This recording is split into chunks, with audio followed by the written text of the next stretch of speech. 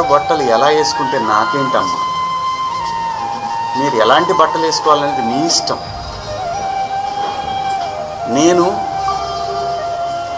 ఒక తండ్రిలాగా నా దగ్గర హీరోయిన్లు అందరూ కూడా నాకు తండ్రిలాగా నేను పాత్రలు చేస్తున్నాను కాబట్టి నా బిడ్డలకు చెప్పినట్టు చెప్పానే కానీ ఓకే, మంచి నిండైన బట్టలు వేసుకో, కల్చర్ మెయింటైన్ చేయి, అన్ని మెయింటైన్ చేయి నేను కూడా చెప్తాను. ఓకే, ఆ 2 పదాలు తప్పించి శివాజీ గారికి నాగేశ్వర పూజారి గారు మద్దతు ఇస్తున్నారు.